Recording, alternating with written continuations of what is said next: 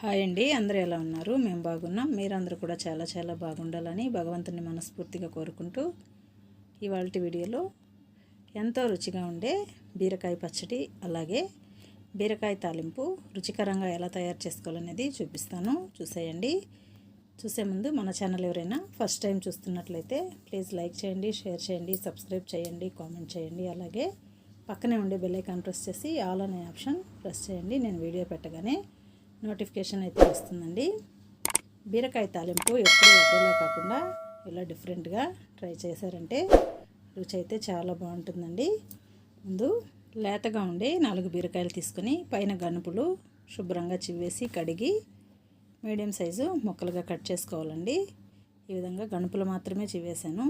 చివ్వి వాటిని శుభ్రంగా కడిగి ముక్కలుగా కట్ చేసుకోవాలి.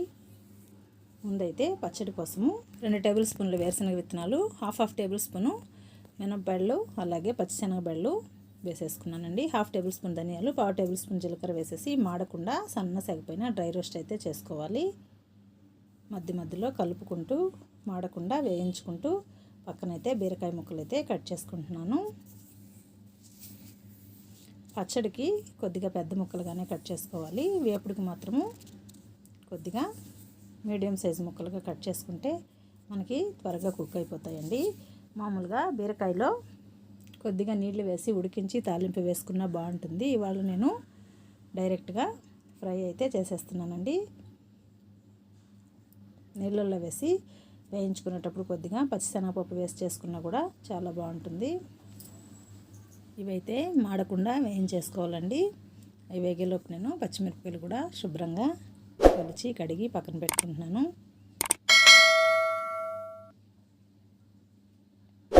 సన్న సెగపైన వేయించుకుంటేనే మనకి పచ్చడి అనేది చాలా రుచిగా ఉంటుందండి. ఇవి వేగేలోపు బీరకాయ అయితే కట్ చేసేసుకుందాము.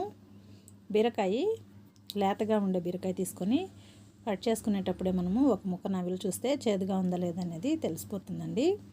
నేను బీరకాయలు తీసుకోగానే కట్ చేశానండి. కట్ చేస్తే లోపల చూసారు కదా, పైన మాత్రము చాలా బాగున్నాయి.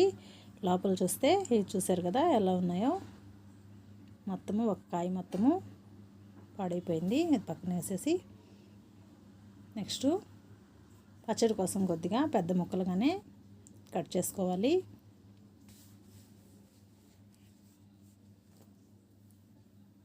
వేపుడికి మీడియం సైజు ముక్కలుగా కట్ చేసుకుంటున్నాను. మధ్య మధ్యలో స్టవ్ పైన మాడకుండా కలుపుకుంటూ వేయించుకుంటున్నాను. మన ఛానల్ చాలామంది చూస్తున్నారు కానీ సబ్స్క్రైబ్ అయితే చేయట్లేదండి. ప్లీజ్ సబ్స్క్రైబ్ చేసి మన ఛానల్ని సపోర్ట్ చేస్తారని ఆశిస్తున్నాను. మన ఛానల్లో చాలా మంచి మంచి వీడియోస్ అయితే ఉన్నాయండి. బీరకాయలో నార అయితే ఎక్కువగా ఉంటుంది కదండి. ఆ నార తీసేసి శుభ్రంగా కట్ చేసుకొని వేసుకుంటే హెల్త్కి చాలా మంచిదండి. ఫైబర్ అయితే ఎక్కువగా ఉంటుంది బీరకాయలో. చూసారు కదా, ఈ విధంగా వేయించుకోవాలండి. వేరుశనగ విత్తనాలు ఇవి వేగిపోయాయి. అదొక ప్లేట్లో వేసేసి అదే కడాయిలో 1 టేబుల్ స్పూను ఆయిల్ వేసుకొని బీరకాయ ముక్కలు అలాగే పచ్చిమిరపకాయలు కూడా శుభ్రంగా కడిగి కట్ చేసి వేసుకొని వేయించుకోవాలి. మాడకుండా ఇవి కూడా బాగా కుక్ అయ్యే వరకు వేయించుకోవాలండి. ఈలోపు బీరకాయ తాలింపు కోసం పక్కన కడాయి పెట్టుకొని 1.5 టేబుల్ స్పూన్ ఆయిల్ వేసుకొని ఆవాలు జీలకర్ర వేసుకొని వేగిన తర్వాత ఉల్లిపాయ, ఎండుమిరపకాయ, కరివేపాకు వేసుకొని వేయించుకోవాలండి. ఈ విధంగా వేగుతున్నప్పుడు కట్ చేసి పెట్టుకున్న బీరకాయ ముక్కలు మొత్తం వేసేసి మొత్తం ఒకసారి కలిపేసుకోవాలి. కలిపేసి మూత పెట్టి పక్కన పచ్చడికి బీరకాయ మగ్గిస్తున్నాం కదా, అందులోనే 2 టమోటాలు కట్ చేసుకొని ఉల్లిపాయ కూడా కట్ చేసి వేసి వేయించుకోవాలి.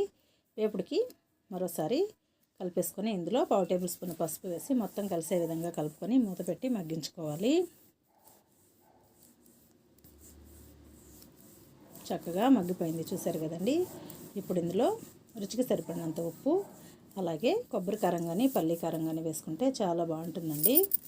నేను కొబ్బరి కారం అయితే వేసేసుకుంటున్నాను. ఈ కొబ్బరి కారం వేయడం వల్ల రుచి బాగుంటుంది.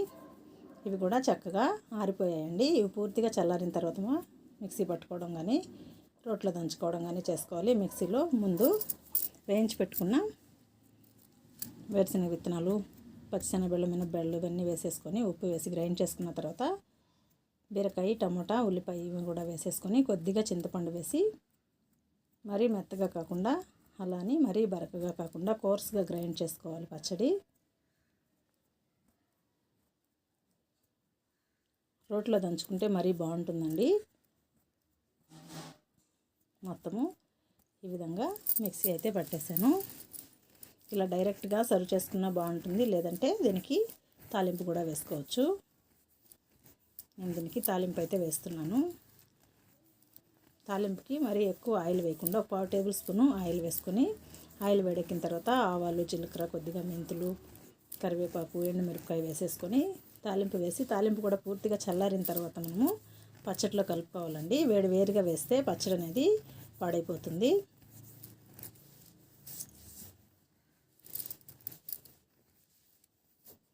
ఇలా చేశారంటే పచ్చడి 2 రోజులున్నా కూడా మనకి పాడవకుండా ఉంటుంది.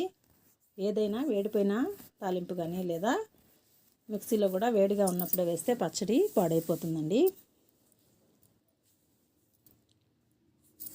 తాలింపు కూడా పక్కన వేసేస్తున్నాను.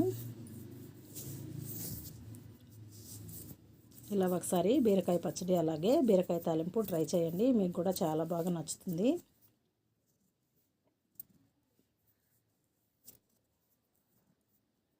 వేడి అన్నంలోకి చాలా బాగుంటుందండి. అలాగే రాగి సంగట్లోకి కూడా బాగుంటుంది పచ్చడి, బీరకాయ వేపుడు. మీకు నేతి బీరకాయలు కానీ దొరికితే ఆ నేతి బీరకాయలతో కూడా పచ్చడి వెన్నలాగా చాలా బాగుంటుందండి.